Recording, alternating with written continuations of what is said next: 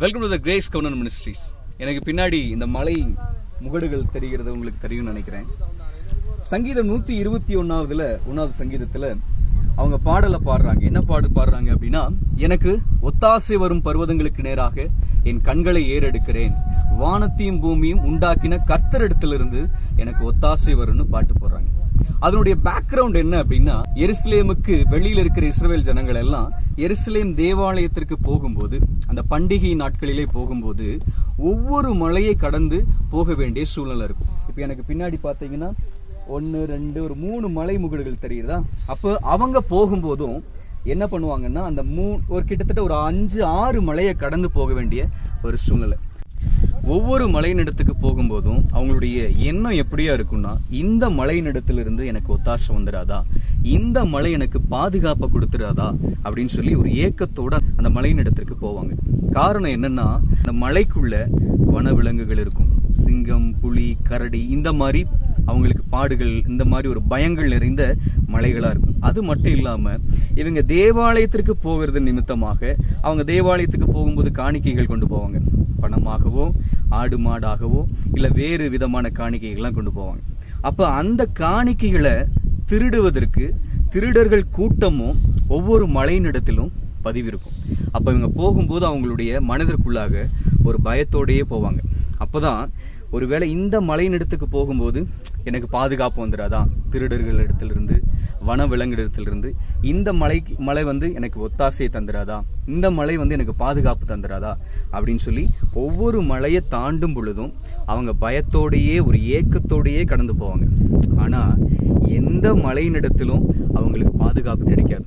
இது எல்லாம் தெரிஞ்சுக்கிட்டு அவங்க எல்லா மலைகளையும் கடந்து போன பிற்பாடு எருசலேம் தேவாலயம் இருக்கிற அந்த சீயோன் மலைக்கு போவாங்க.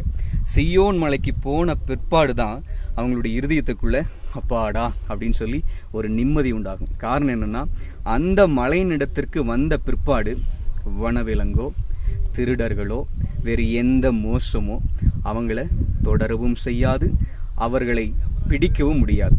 அதை நினைத்து என் தேவனாகிய கர்த்தர் எனக்கு பாதுகாப்பையும் எனக்கு பலனையும் எனக்கு ஒத்தாசையும் தருகிறார் என்ற அந்த சூழ்நிலையை உணர்ந்து கொண்டு அவங்க பாடலை பாடுறாங்க. எனக்கு ஒத்தாசை வரும் பர்வதங்களுக்கு நேராக என் கண்களை ஏறெடுக்கிறேன் அப்படின்னு பாடுறாங்க. நான் இந்த மலையினிடத்திலிருந்து எனக்கு ஒத்தாசை வந்துடாதா, அந்த மலையினிடத்திலிருந்து எனக்கு ஒத்தாசை வந்துடாதா அப்படின்னு சொல்லி நான் நினைச்சிட்டே வந்தேன். கடைசியில நான் புரிஞ்சுக்கிட்டேன், எந்த மலையும் எனக்கு ஒத்தாசையை தராது, எந்த மலையும் எனக்கு பாதுகாப்பை தராது. சீயோன் மலையினிடத்தில் இருக்கிற கர்த்தரிடத்திலிருந்து மட்டுமே எனக்கு பாதுகாப்பு வரும். அவரே என் அடைக்கலம்.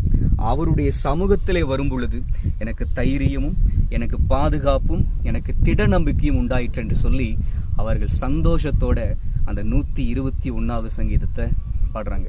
ஒருவேளை நீங்களும் உங்களுடைய வாழ்க்கையில இப்ப இந்த மலைகளை பார்க்குறீங்களே, அந்த மாதிரி உங்களுடைய வாழ்க்கையில இப்படிப்பட்ட மலைகள் போன்ற மனிதர்கள் இருக்கலாம்.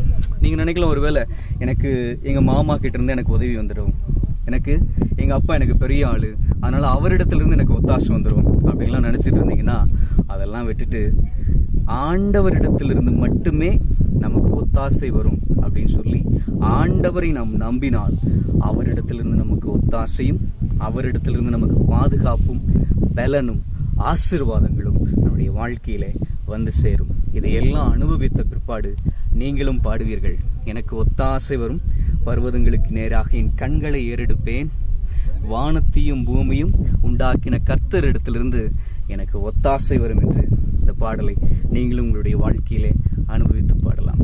ஆண்டவர் உங்களை ஆசீர்வதிப்பார். God bless you.